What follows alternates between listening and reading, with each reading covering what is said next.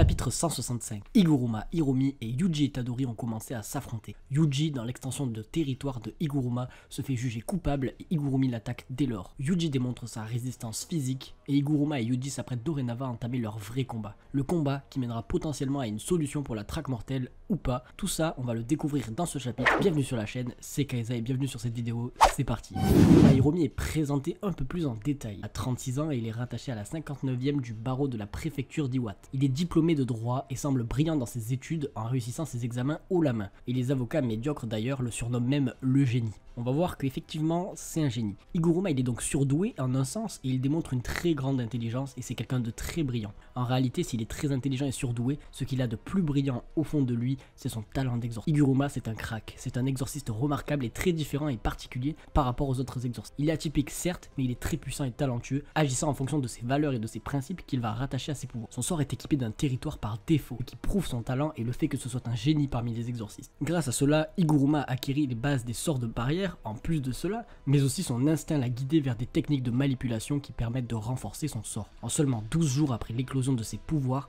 il a atteint un niveau équivalent à celui d'un exorciste de classe 1, ce qui est monstrueux. Higuruma est très fort, c'est un génie de l'exorcisme qui ne cesse de progresser et a un énorme potentiel. Rien que pour se défendre lors de la traque mortelle, il a éliminé une vingtaine de joueurs, ce qui démontre son aisance et surtout le potentiel danger qu'il représente pour Yuji, mais aussi le fait qu'il est attaqué seulement pour se défendre et donc sa vision de la justice qui s'intègre jusqu'à ses combats. Yuji n'arrive plus à faire appel à son énergie occulte et c'est à cause du sort d'Higuruma. Yuji ne possède pas de sort et donc c'est son énergie occulte qui a été privée par le sort d'Higuruma à la place. Cependant, même sans énergie occulte, Yuji tient tête à Higuruma et Hiromi se rend compte de la puissance de Yuji. Higuruma il sait dorénavant qu'il ne faut pas prendre Yuji à la légère et il va essayer de l'écraser de toutes ses forces en se donnant à fond avec un flow débordant d'ailleurs. Le combat continue et Yuji tient bon face à Hiromi rien que grâce à son endurance incroyable et ses capacités physiques. À travers les dessins d'Akutami, on ressent réellement la puissance des coups et la vitesse d'un combat de très haut niveau qui nous donnera un rendu magnifique en animé. Mais bon, d'ici là on a le temps. Higuruma porte un énorme coup de maillet décuplé à Yuji qui va finir écrasé, mais résiste, ce qui impressionne Hiromi. Yuji, lui, malheureusement, ne va plus tenir longtemps dans cette situation et il doit trouver une faille. Itadori se rappelle d'ailleurs que le sort d'Higuruma est un procès et va donc demander à revenir à la barre, ce que Higuruma accepte. Yuji peut en profiter pour récupérer et se retrouve dans la situation initiale à la barre pour se défendre. Le procès recommence, sauf que cette fois-ci,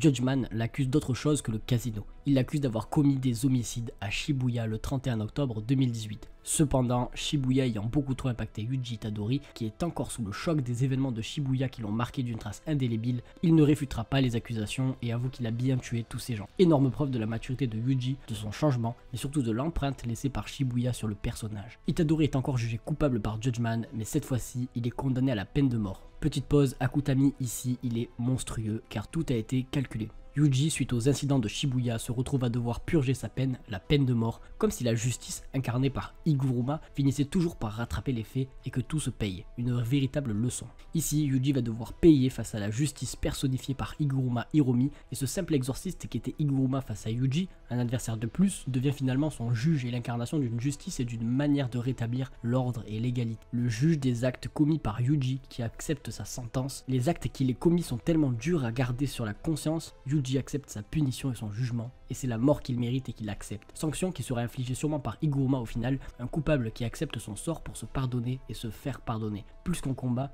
mais une introspection et un jugement. Yuji va-t-il mourir, avec pour bourreau Higuruma? Sa condamnation à mort est-elle une fatalité et irréfutable, et ne peut-il y échapper? Est-ce sa punition pour ses actes? Est-ce cela qu'il mérite? Possible, et cela serait une forme de rédemption pour Yuji. Cependant, Higuruma a un très grand côté humain et une vision propre de la justice et de l'égalité, et n'oublions pas qu'il a sa pièce à conviction, pouvant peut-être révéler quelque chose en la défense de Yuji ou non. Tout ça, on le saura au prochain chapitre qui va être incroyable. Fin du chapitre. Bon, Yuji est pris au dépourvu, il n'est plus jugé pour avoir pénétré dans un casino, mais pour les meurtres commis à Shibuya. Cependant, Yuji ne peut pas réfuter les accusations car il a été bien trop marqué par les événements et il ne peut le nier.